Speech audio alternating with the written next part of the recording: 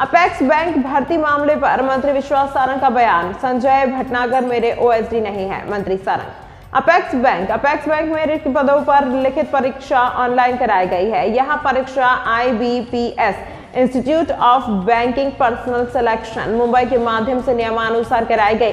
मंत्री सारंग IBPS संस्था RBI, व्यवसायिक बैंक, नाबार्ड, RRB आदि के कर्मचारियों की भर्ती प्रक्रिया संपादित करती है।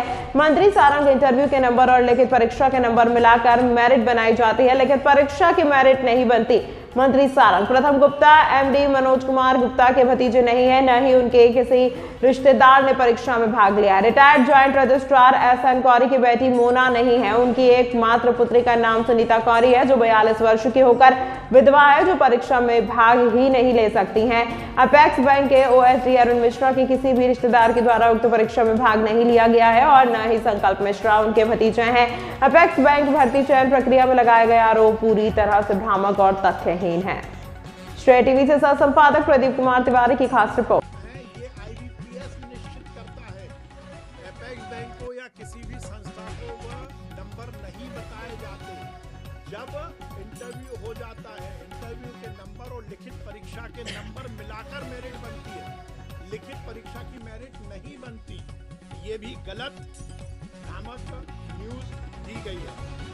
जो इंस्टीट्यूट जो मैंने बोला IBPS institute of banking personal selection, यही समस्त RBI, व्यवसायिक बैंक, RBI, नाबार्ड, RRB आदि के कर्मचारियों की भर्ती भी यही संस्था करती है। नाबार्ड की भी करती है, RBI के जो प्रशिक्षार्थी होते हैं उनकी भी यही परीक्षा करती है। इस तरह से कहीं भी किसी भी तरह का कोई बात नहीं है। मुझे आश्चर्य है कि मेरा नाम इस बात को लिख दिया गया कि मेरे OSD है। OSD तो पता कर लेते, OSD तो लिखित में उसका आदेश होता है। संजय भटनागर मेरे OSD नहीं है। अपेक्स बैंक के MD के भतीजे ने परीक्षा में भाग ही नहीं लिया। प्रथम गुप्ता उनके भतीजे नहीं है। SN कौरी की बेटी मोना कौरी नहीं है। उनकी बेटी 42 साल की है, वो एग्जाम में भाग ही नहीं ले सकती। अरुण मिश्रा के भतीजे ने किसी तरह का एग्जाम नहीं दिया। कहाँ से ये न्यूज आई है, मुझे आश्चर्य।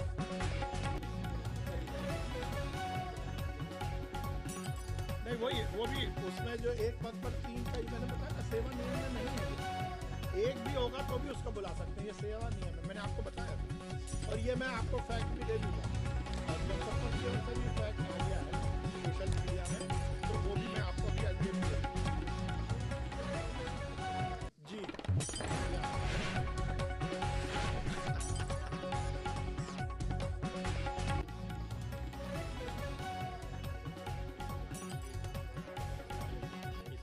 नहीं, देखिए पिछली बार भी एक भी बाहर का खिलाड़ी नहीं था और इस बार भी एक भी बाहर का खिलाड़ी नहीं।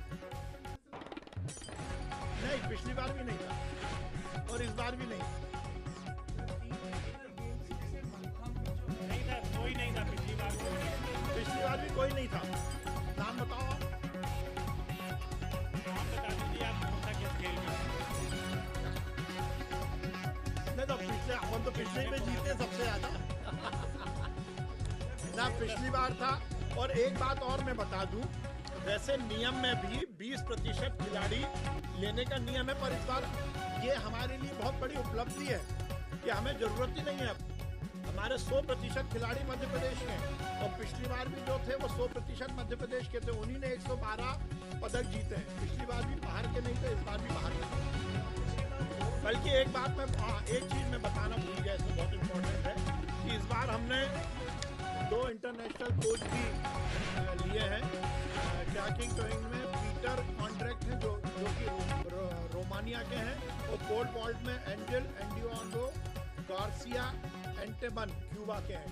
ये अभी भी आप जाएंगे तो अभी करवा भी रहे हैं प्रैक्टिस। ये दोनों हमने फॉरेन प्रशिक्षक भी इस बार मध्य प्रदेश के लिए दिए। 100 बताया मैंने, 100 बताया।